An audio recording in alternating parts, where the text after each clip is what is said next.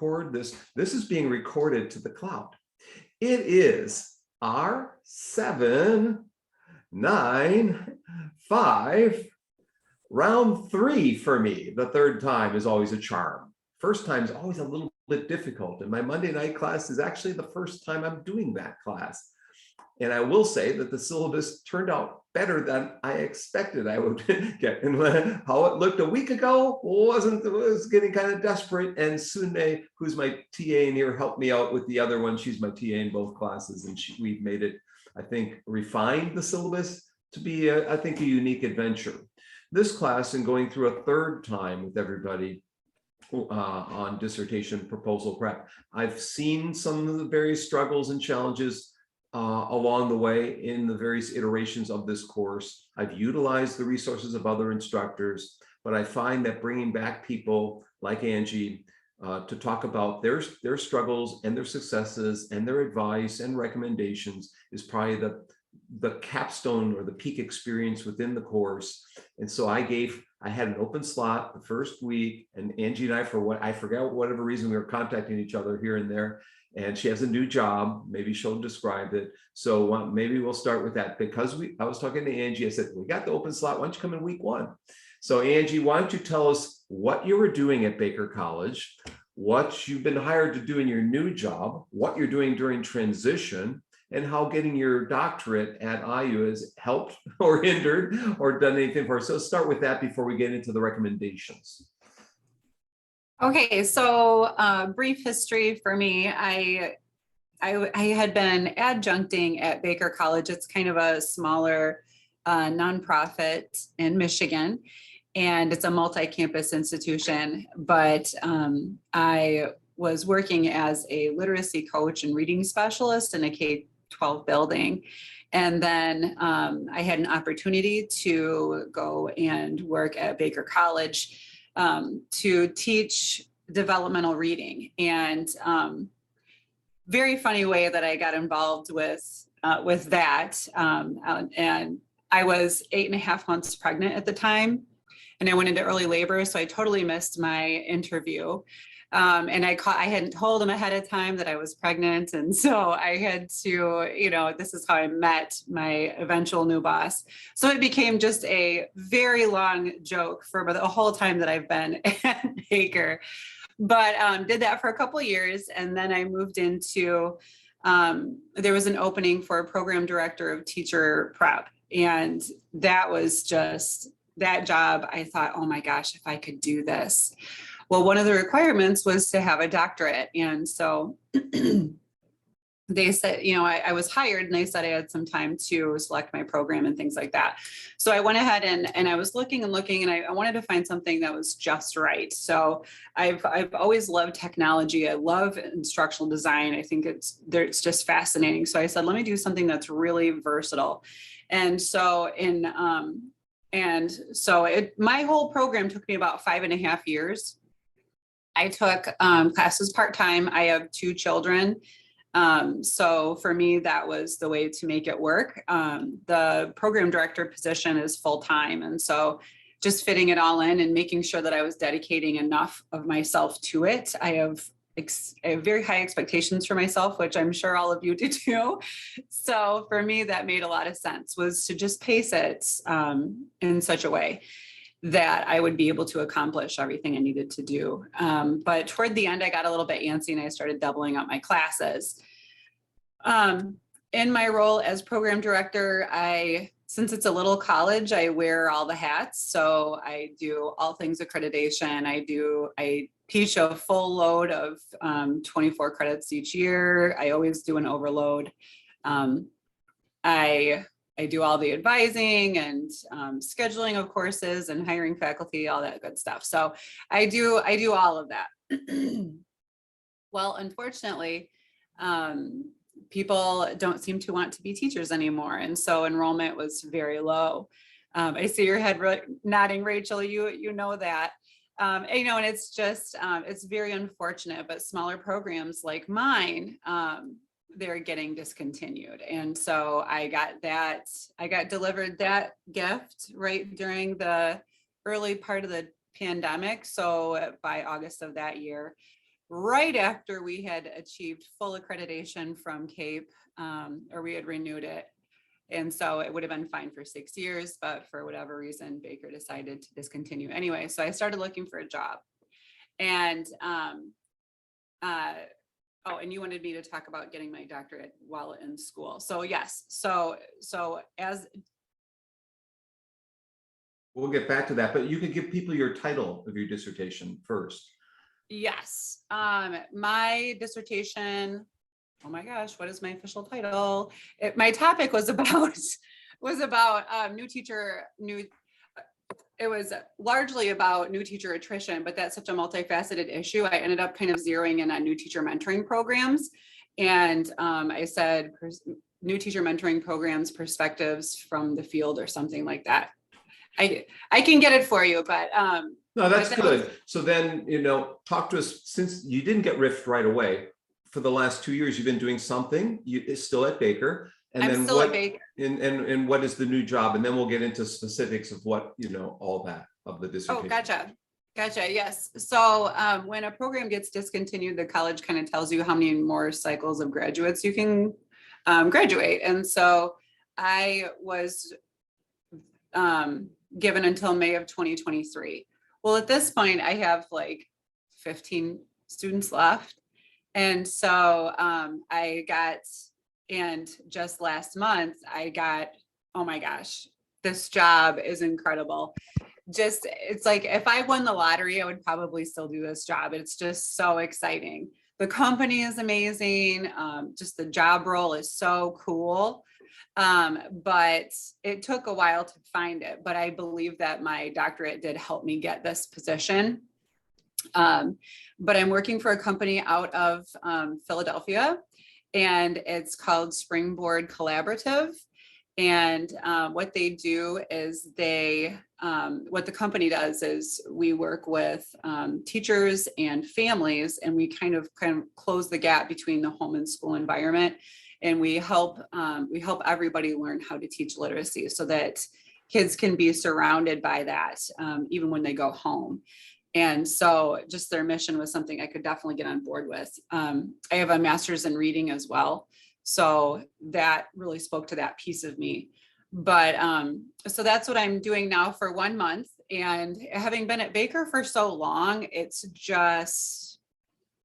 weird being the new guy again, because I was the knows everything guy for a long time, and so it's just a little bit different now, being the new person there, but they're very welcoming, and it's just an awesome job. My official title is Senior Learning Designer of Professional Development. And so that's something that I'm able to do with this. The minimum requirement for the position was a master's, but I believe that the doctorate helped kind of nudge me over the edge to help me get this position. So sounds great. Now, just throw in a couple stories before we get into the specifics of your recommendations. Over the weekend, I had a chance to keynote a conference on smart learning environments for people in China, and jointly held by Cyprus and Spain.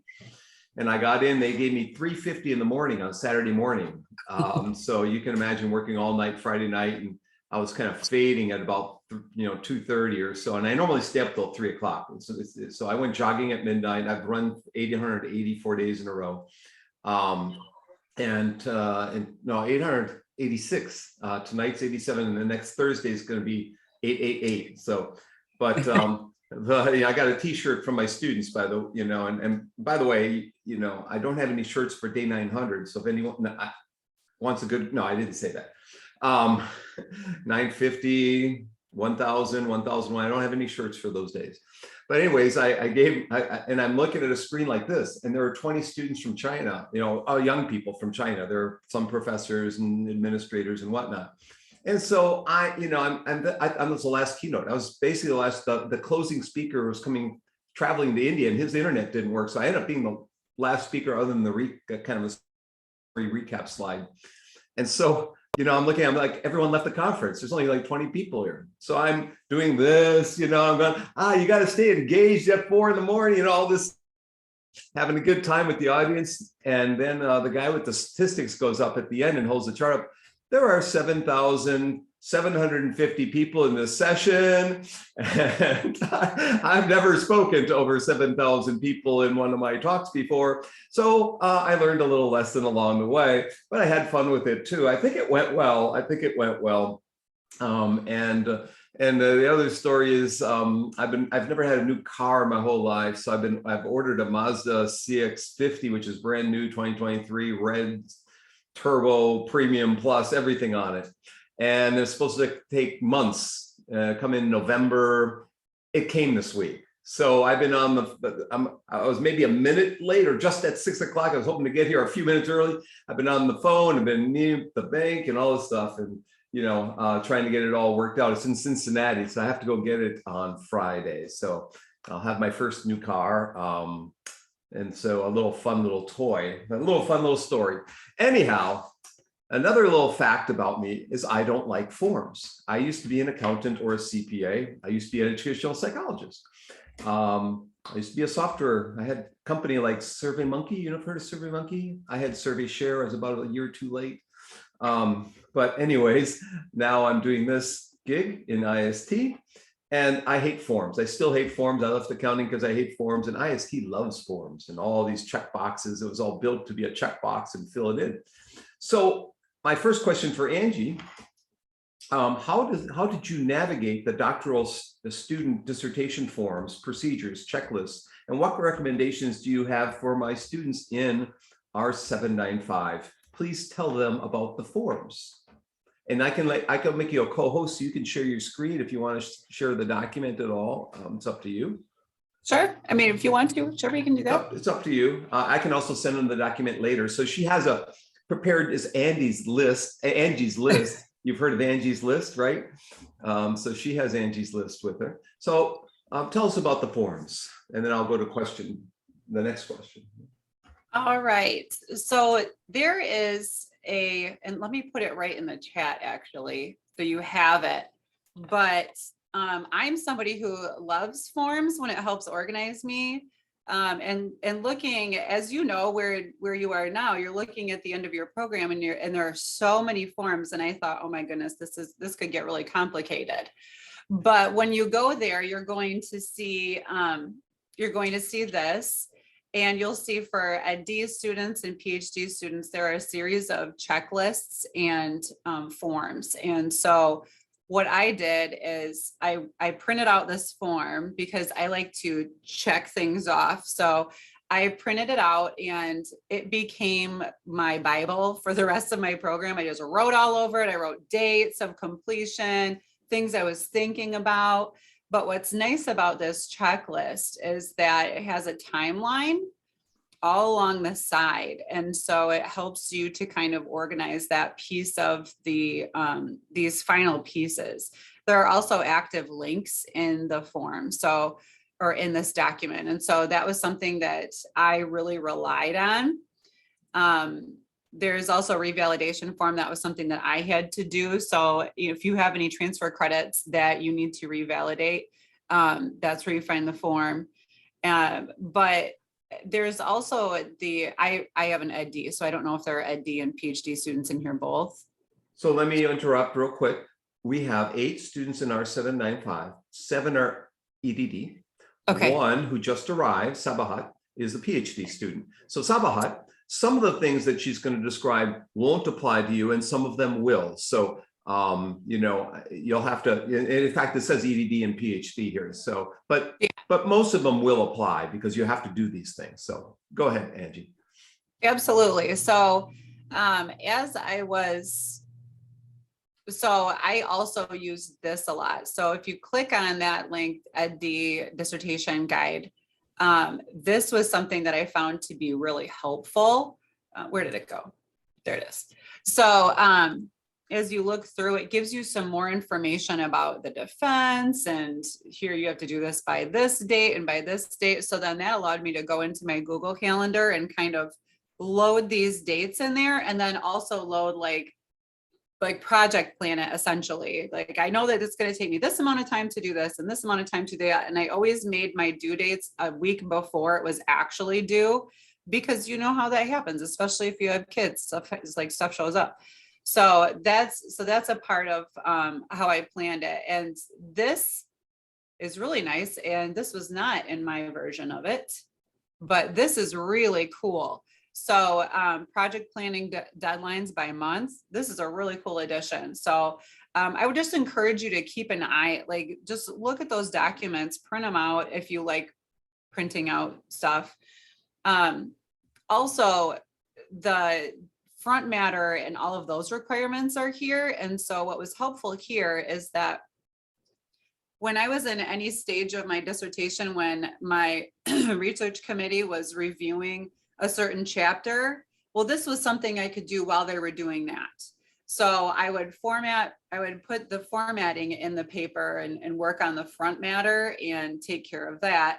And then once I got my feedback, I could go back through and do my revisions. So that was another way that I used this. I pulled out my folder to show all of you. But then I thought that might be just a little bit too nerdy for what we're doing here today, but it's just glorious. It's nice and big. It has coloring all over it. It's glorious.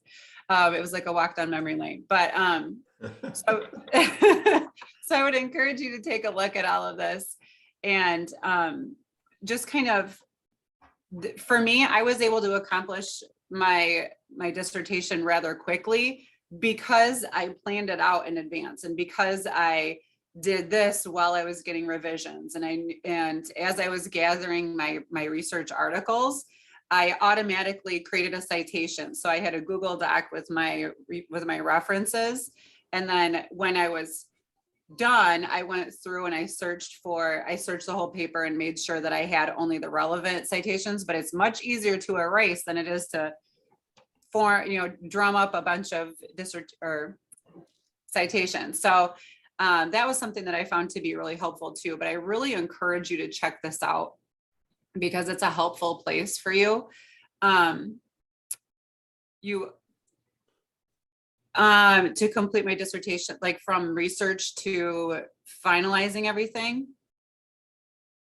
I'm sorry, Shannon, I can't see you. Shannon, you go ahead and unmute your Nodding. microphone. Yeah, you said you got it done relatively quickly, so I'm wondering what relatively quickly means. Good. That's a great question. So I defended my proposal in, I want to say early May.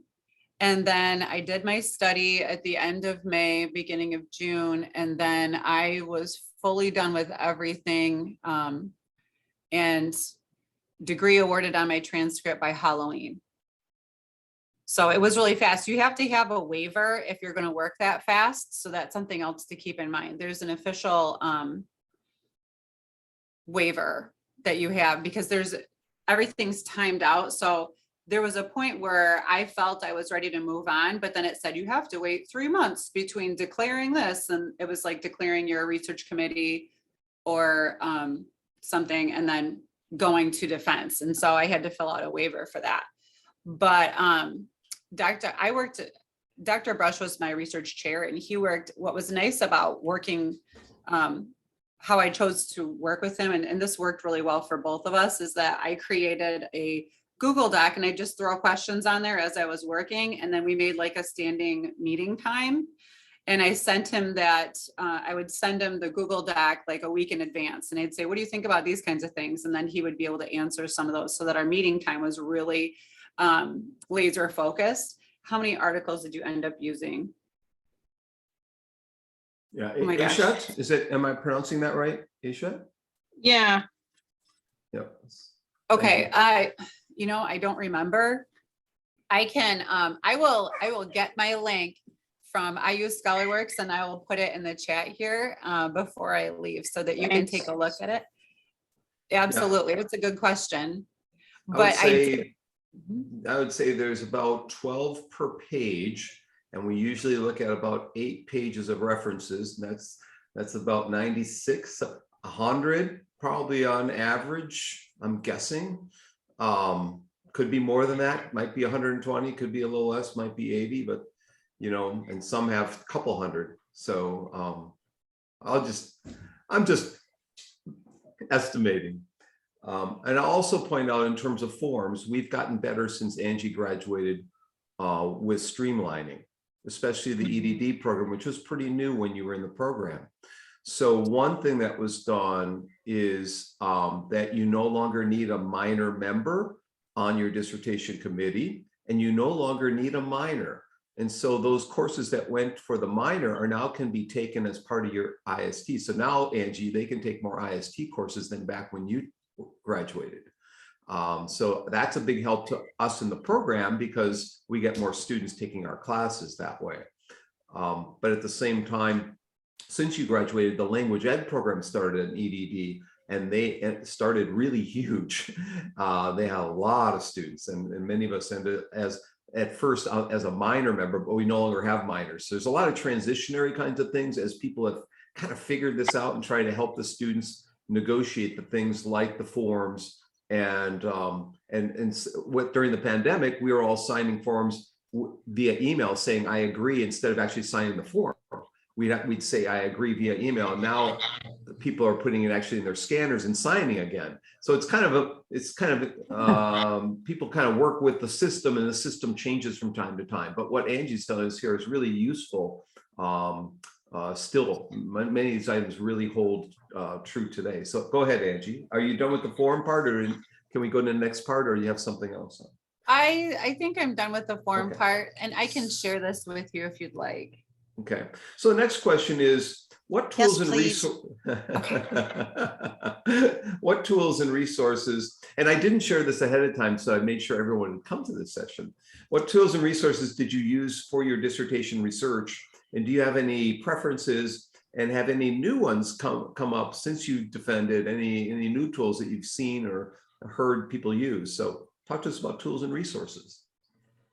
So as I was going through, I had a coworker of mine, a colleague, she suggested Scrivener. That's this one. And so it was pretty cheap. So I went ahead and I bought it, and I fussed around with it for a little while, but it just ended up being more complicated than it needed to be. It didn't fit what I wanted it to do. And so I was looking. What I really wanted, my study was totally qualitative. And so I knew I would be digging through and coding tons and tons and tons of transcripts. And so I looked for an app, and I know that Google Docs has a speech to text app, and I looked at all sorts of different things. What I ended up using was it was an app called Temi, and it was super cheap. It was only 10 cents a minute.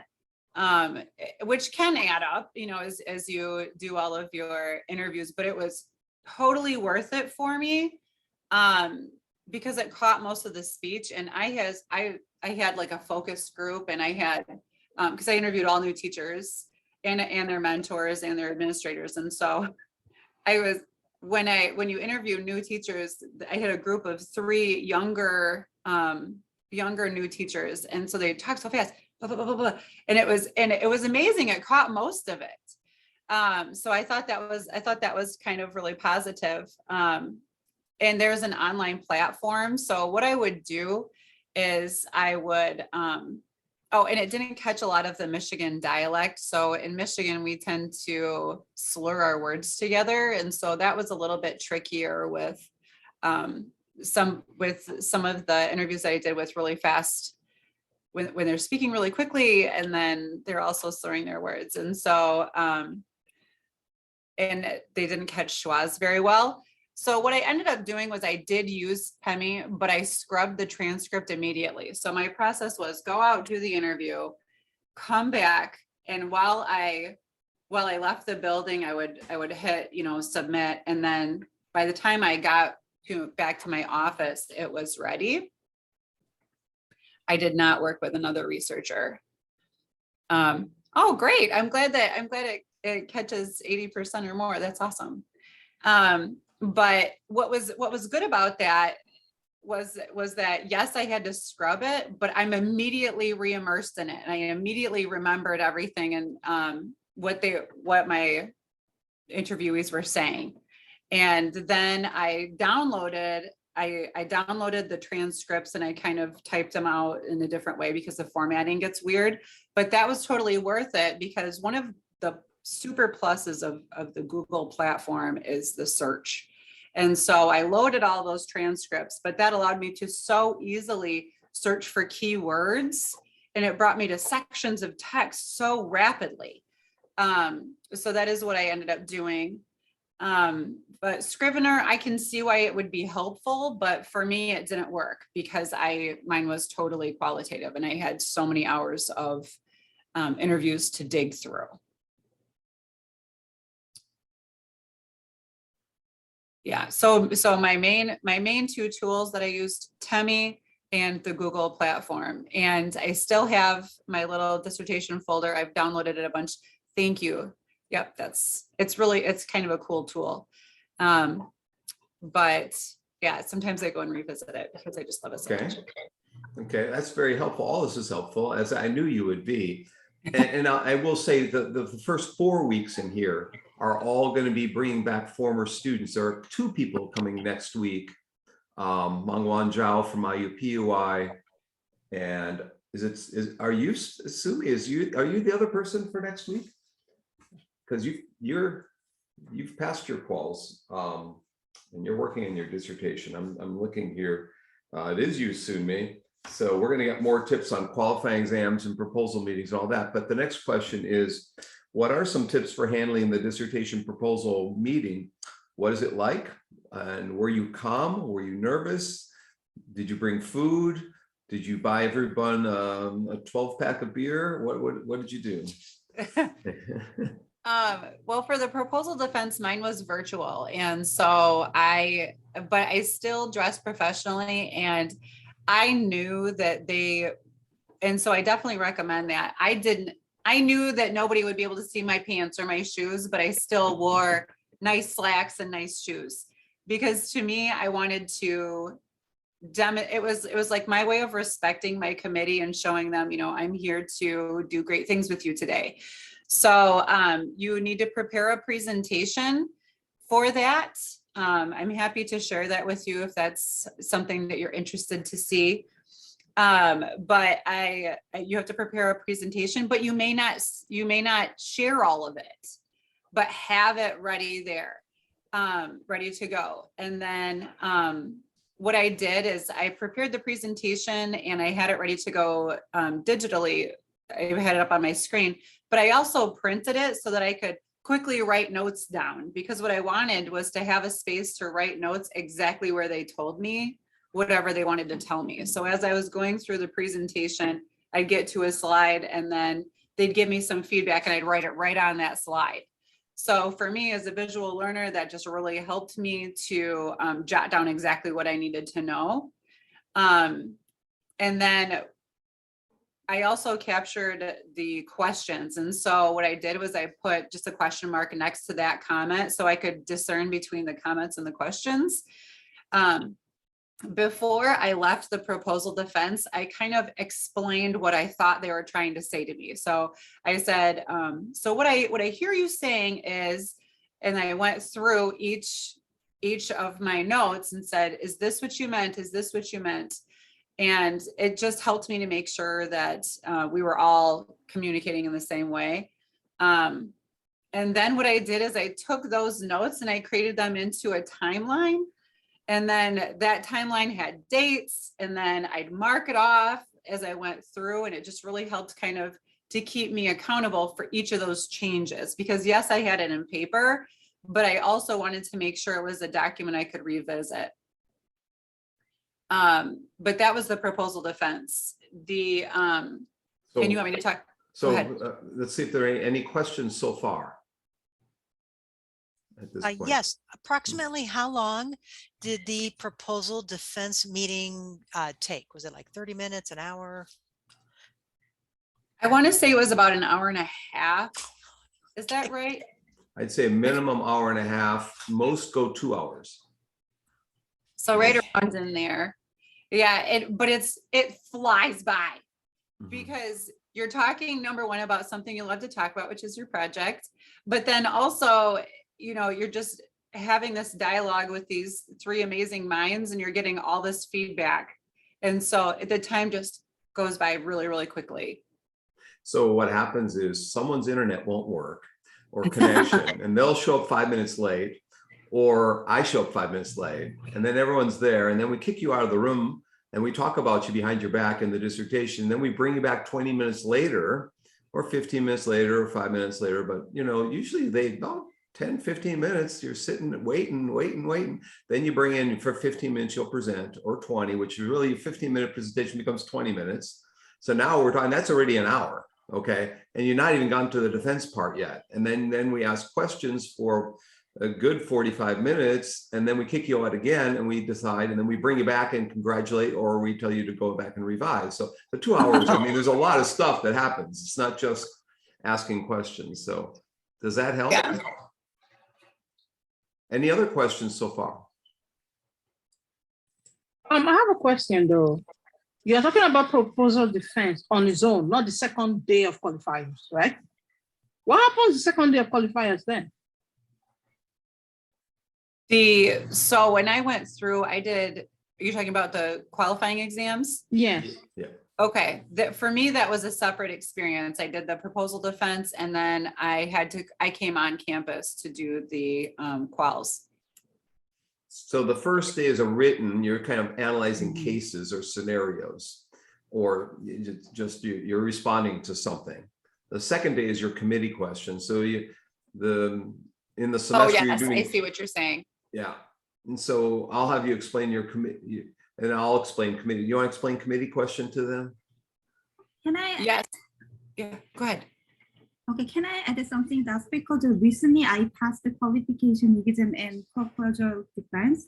So actually, as for the qualification, there are 2 days qualification exam. The first one is written test. So actually, it evaluate your understanding about IST, theory and overview.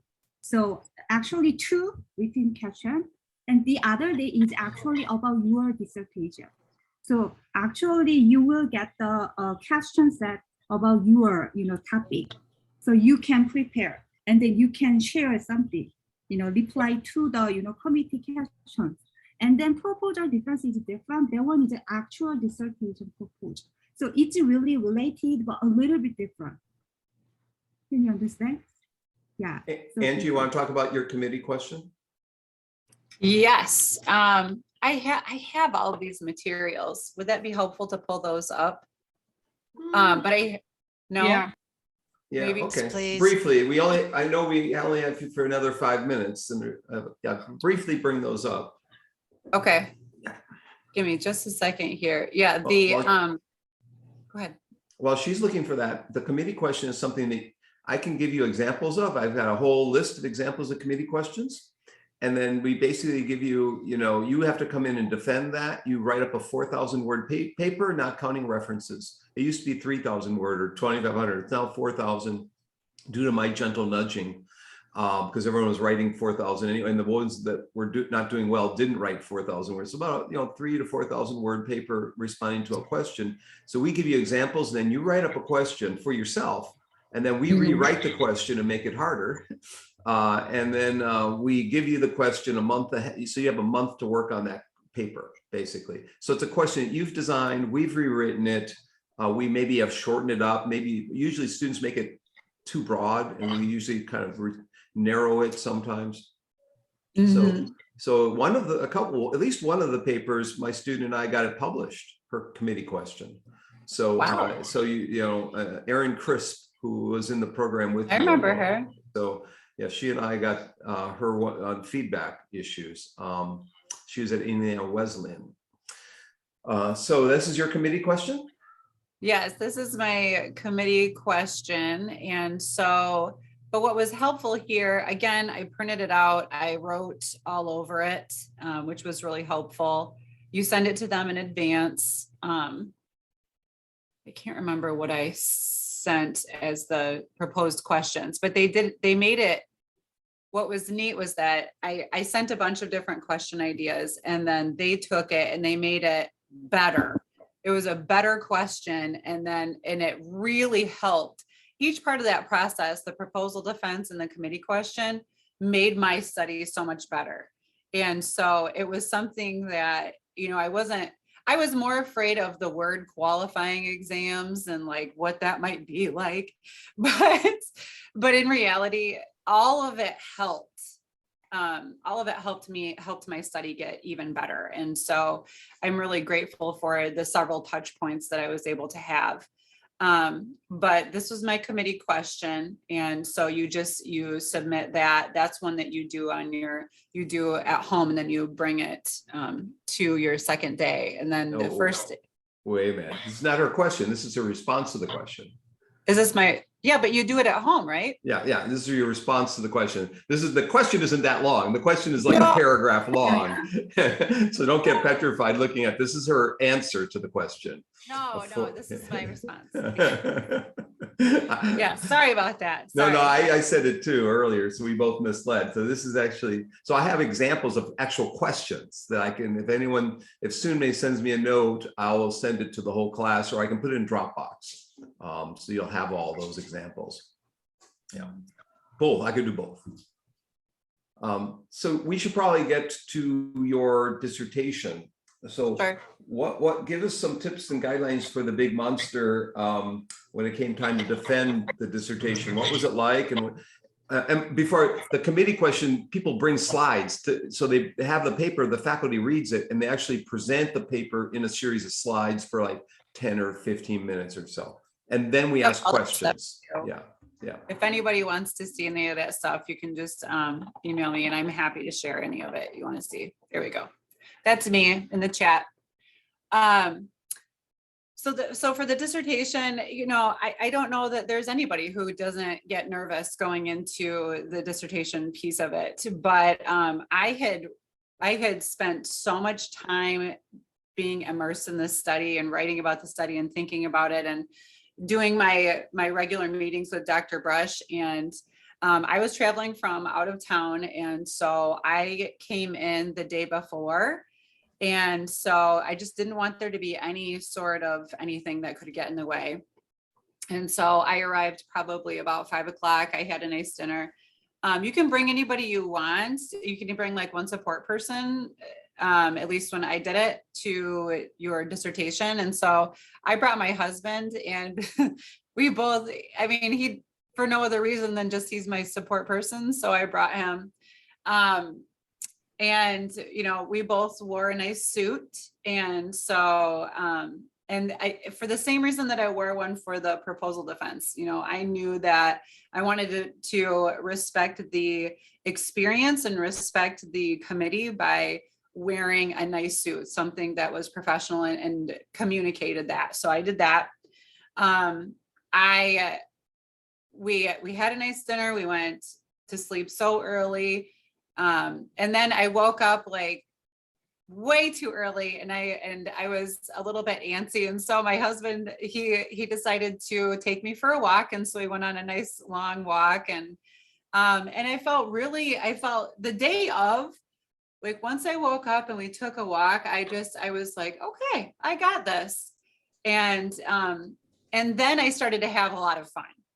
So we took a lot of pictures beforehand, and I would recommend you doing that too, because the day goes by super duper fast. But I was able to talk about the study, and because I had been immersed in it, like I could recall page numbers, look at this, look at this, look at this. And that was awesome. I did bring a notebook to take notes about revisions, but I also enlisted my husband to take notes.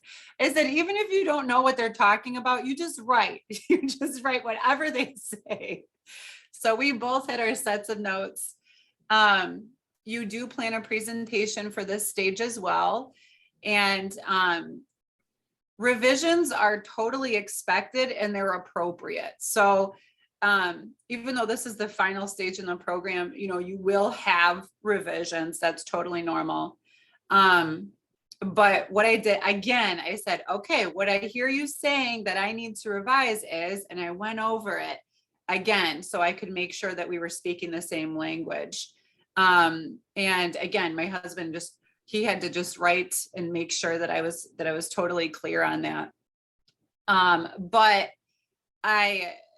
some overall tips I'd like to share with you before I have to hop off here is just to really spend that time planning and organizing in whichever way makes the most sense for you, but also plan time in for you and for decompression, because you need to be a whole person at the end of this study. And so, take the time that you need, spend time with your kids. If you have kids, do things that you enjoy. I exercised the entire time. I got up early and I just made it a point throughout my whole program, and definitely at the end, just to exercise and to keep my body healthy, because that helped my mind work healthy or work better. This was my tip about adding the citation to your references list. I kept being so grateful for that at the end. Initially, I chose, my first topic was something that had very little literature. And so I had to refine it, but I didn't want to give up. You shouldn't give up on a topic that you love, but without a heavily researched topic, something that's been really looked at, you're going to have to look at some adjacent literature. So for example, my topic was new teacher mentoring programs. There's not a lot out there on specifically that, but there is a lot about mentoring programs. And so I looked at some other industries, and I learned a lot that way. Dr. Bonk gave this suggestion about when you're trying to decide between two topics, write two lists, one for each topic, and then you can really gain clarity that way. I heard this next thing from a few people. Because they kept wanting this to be like this earth-shattering, amazing study that just revolutionized new teacher mentoring. And people kept saying, this is one study, it's an important study, but you have the rest of your life to continue researching and doing studies. I also, this is where I told you I sent my notes and questions to Dr. Brush ahead of time. You want a committee that you trust. Luckily, we have just an amazing team of professors in the IST department, so you're really well served there. But I started putting out feelers really early. So, saying like, Dr. Bonk, what are you up to in 2019? And Dr. Brush, what do you think about this? So just trying to kind of put out those feelers and just make sure that, just get organized. And, but yeah. Was it fall of 2019? It was October? I was the last graduate to walk across the stage for a while because of the pandemic that happened just the next. Yeah. It was the only one in the winter graduation. Really? Yeah. Dr. Brush hooded me. Wow. So yeah, I've had about 26 people graduate since 2019. It's been kind of 16 doctoral students that were my own advisees and 10 where I was a member. It's been kind of crazy, but I haven't been able to see them, a lot of them because of COVID.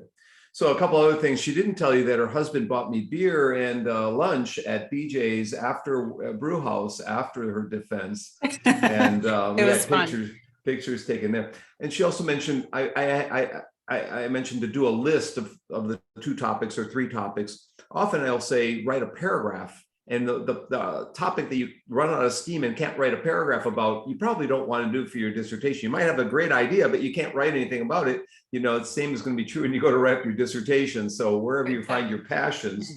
And then Angie needs to go, I know, but there's one thing she hasn't told us that's very, very, very important, Angie.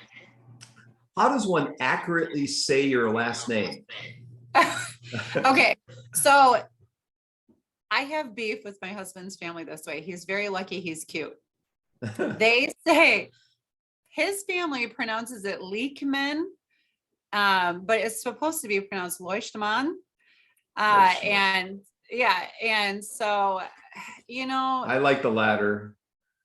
I do too. I do too. I wish they would say it appropriately. I've had a lot of angry German people tell me that it's wrong. And I say, I know, I'm on your side. Well, is it from Netherlands or from Germany? Germany. Okay. Yeah. Funny enough, that was going to be my question, Dr. Bonk. Is it general knowledge? Thank you. So any final questions or comments? You can take the sharing off so everyone can be back on screen here. You can share your slides with me and I'll send them on, and you've already shared the link. So anyone else want a final question before we get to the syllabus of the class and all that stuff? I wondered if Angie, if did you change your committee between advisory and dissertation committee?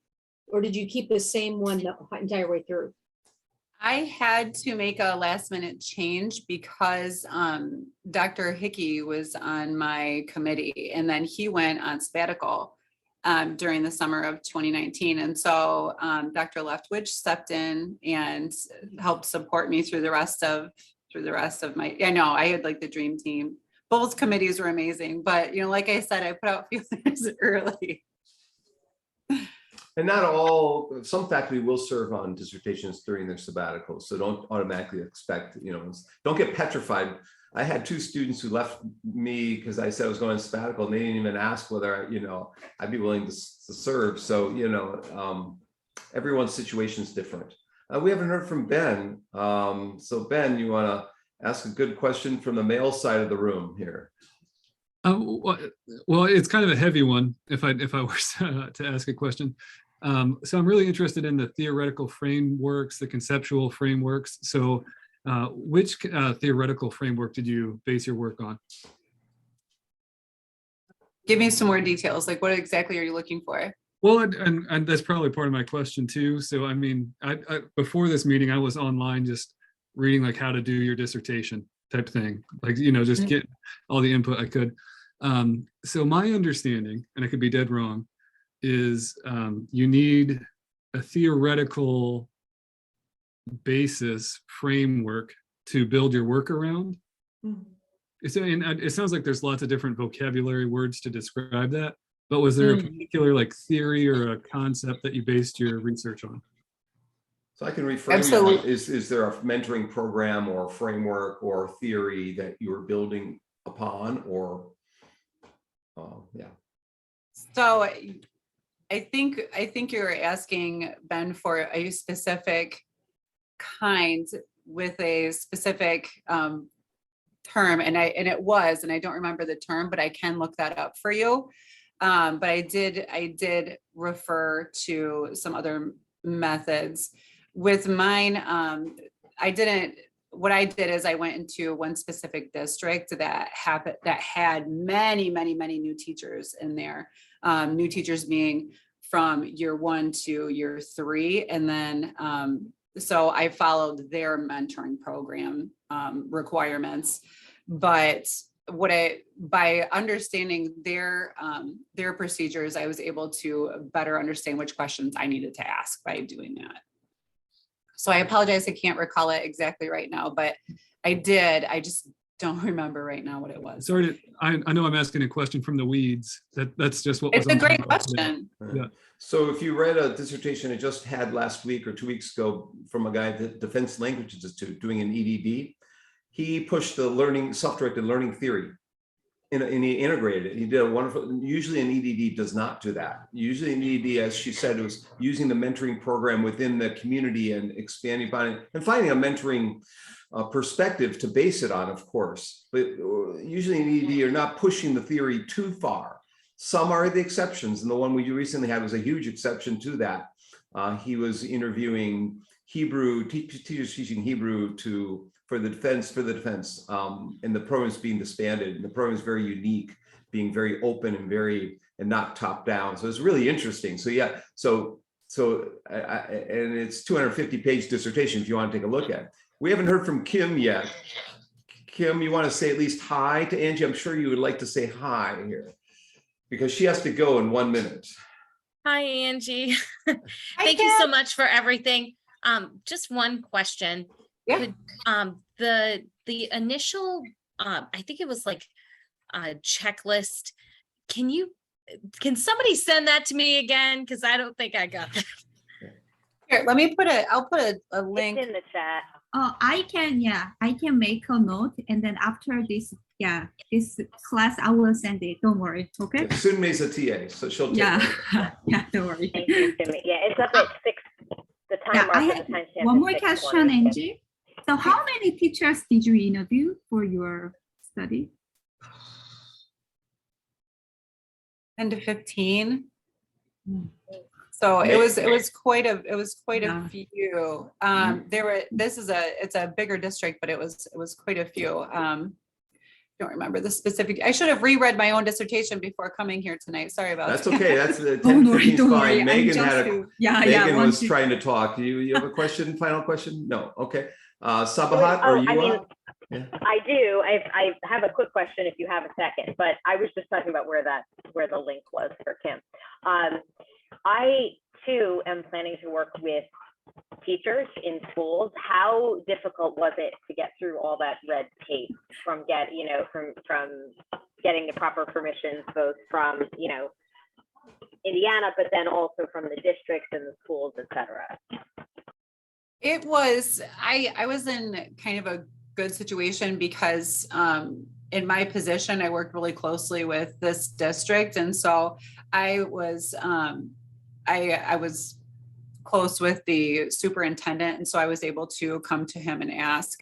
And so he really supported me, but really just providing that access was really huge. He didn't ask me to do any sort of IRB for that, to have access to his teachers. And they all had an opportunity to say no.